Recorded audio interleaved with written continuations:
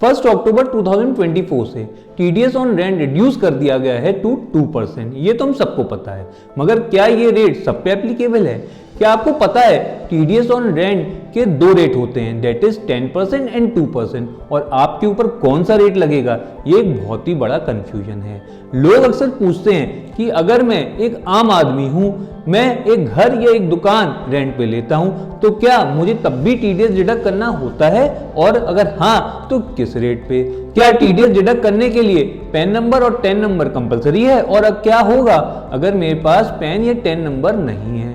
अगर मैं एक मशीन या फर्नीचर रेंट पे लेता हूं तो क्या मेरे ऊपर तब भी टीडीएस लगेगा? और सेक्शन 194I और 194IB में आखिर क्या अंतर होता है, एक्सेट्रा एक्सेट्रा। अरे परेशान होने की कोई बात नहीं, क्योंकि मैं आज आपके ये सारे डाउट्स क्लियर करने वाला हूं। तो मैं हूं सी अंकित अग्रवाल और आप मुझे देख रहे हैं अपने यूट्यूब चैनल टेकजी में। वीडियो को अंत तक जरूर देखें, वीडियो काफी इंटरेस्टिंग होने वाला है। तो शुरू करते हैं आज का ये वीडियो, और हाँ, चैनल को लाइक और सब्सक्राइब करना ना भूलें।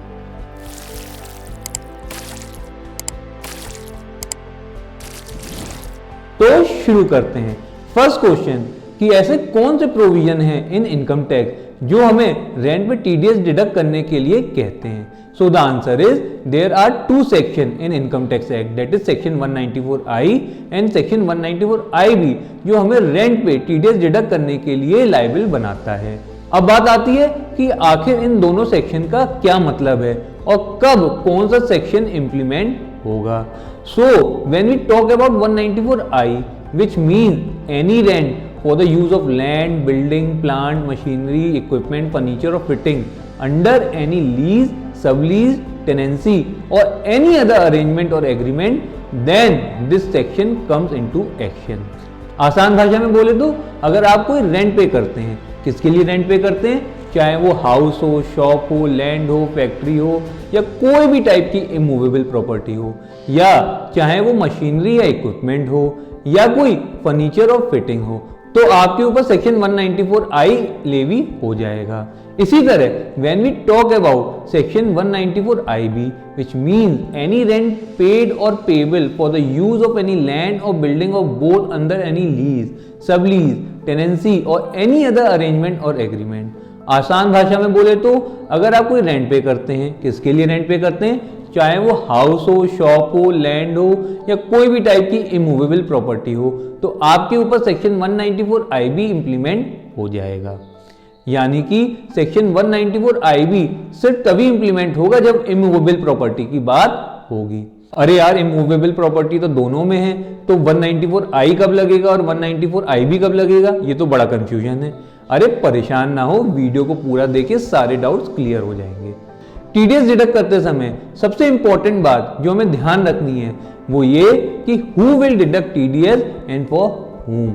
So in case of 194I, TDS will be deducted by any person other than small individual and HUF responsible for paying rent. Any person here means partnership firm, company, AOP, BOI, etc. etc. And small individual or HUF means an individual or HUF engaged in the business or profession having turnover less than 1 crore or 50 lakhs respectively. आसान भाषा में बोले तो अगर आप कोई भी person है अदर देन स्मॉल इंडिविजुअल और HUF और आप रेंट पे कर रहे हैं, चाहे किसी को भी, तो आपको टीडीएस डिडक्ट करना होगा अंडर सेक्शन 194I। तो अब बात आती है कि 194IB कब इंप्लीमेंट होगा। So in case of section 194IB, TDS will be deducted by any individual or HUF who is not covered under 194I is required to deduct tax at source under section 194IB on rental payment। यानी आसान शब्दों में बोले तो अगर आप small individual और HUF हैं, दैट इज आपका टर्नओवर 1 करोड़ से कम है अगर आप एक बिजनेसमैन हैं, और 50 लाख से कम है अगर आप एक प्रोफेशनल हैं, और आप कोई लैंड या बिल्डिंग का रेंट पे कर रहे हैं, तो आपके ऊपर सेक्शन 194I नहीं बल्कि सेक्शन 194IB लेवी हो जाएगा। चलो ये बात तो समझ में आ गई कि आखिर कौन सा सेक्शन कब लगेगा, मगर रेट ऑफ टीडीएस हमारे ऊपर 10% पे लगेगा या फिर 2% पे।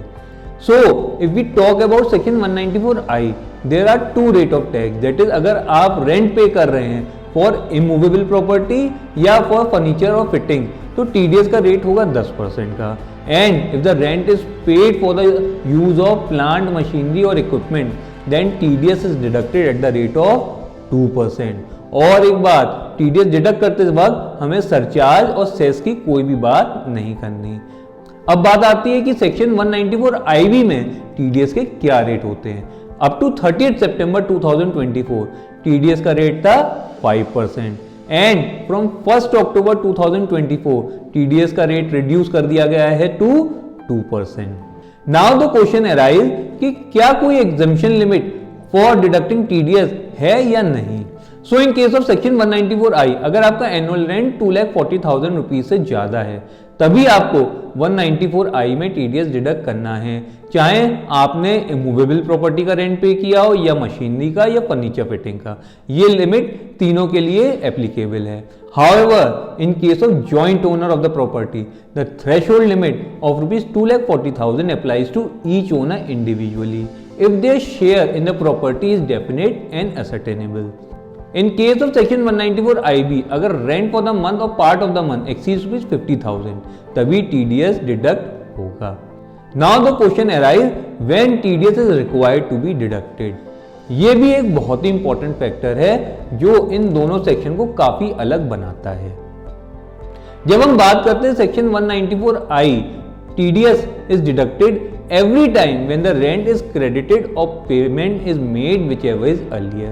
यानी अगर आप मंथली रेंट पे कर रहे हैं तो मंथली टीडीएस डिडक्ट होगा और टीडीएस पे करना होगा with in 7 days of the next month. Whereas in the case of 194 IB हमें देखना होगा कि प्रॉपर्टी कितने दिन के लिए लेट आउट रही, that is when the property is let out for the whole year then tax shall be deducted at the time of payment of the last month of the financial year।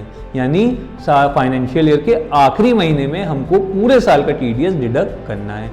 Where the property is vacated during the year, tax shall be deducted at the time of payment of rent to the account of the payee for the last month of the tenancy। यानी कि अगर आप पूरे साल rent पे करते हैं तो आपको फाइनेंशियल ईयर के लास्ट मंथ में 2% के हिसाब से टीडीएस डिडक्ट करना होगा up to the maximum amount of rent. और अगर आप साल के बीच में प्रॉपर्टी वैकेट करते हैं तो जिस मंथ में प्रॉपर्टी छोड़ रहे हैं उसी मंथ में TDS at the rate of 2% deduct करेंगे of the total rent paid during the year. Now the question arise when PAN number is required and when TAN number is required. In case of 194I tenant यानी किराएदार के पास 10 number होना चाहिए और owner यानी कि landlord के पास पैन नंबर होना मैंडेटरी है। And in case of 194 IB tenant और लैंडलॉर्ड के पास पैन नंबर होना जरूरी है, यानी कि यहाँ 10 नंबर की कोई भी जरूरत नहीं है। एक इंपॉर्टेंट बात दैट इज अगर ओनर के पास पैन नंबर नहीं है तो उसका हायर रेट पे टीडीएस डिडक्ट होगा, that is at the rate of 20%। In case of 194I tenant को क्वार्टरली रिटर्न फाइल करना होगा, that is form 26Q, whereas in case of 194IB TDS is deposited through a challan come statement in form number 26QC within 30 days from the last day of the month in which the tax is deducted। और अगर tenant time से TDS deduct और deposit नहीं करता तो panel interest levy हो जाएगी eight the rate of 1% और 1.5% पर मंथ और the part of the month till the time of payment. और अगर टाइम से टीडीएस रिटर्न या चालान फाइल नहीं करता तो 200 रुपीज पर डे की लेट फीस लेवी हो जाएगी up to the amount of TDS. So at last 194IB तभी लगेगा अगर कोई स्मॉल इंडिविजुअल या HUF रेंट पे करेगा for immovable property and monthly rent is more than 50,000 rupees. तो मैं उम्मीद करता हूं कि इस टॉपिक से रिलेटेड आपके सारे डाउट क्लियर हो गए होंगे। अगर आपके मन में कोई भी डाउट हो तो मुझे कमेंट करके जरूर बताइए। वीडियो को ज्यादा से ज्यादा शेयर करें ताकि और लोगों को उसका बेनिफिट मिल सके। वीडियो को लाइक और सब्सक्राइब करना ना भूलें। मैं फिर मिलूंगा एक और नई वीडियो के साथ। Till then thank you and stay connected.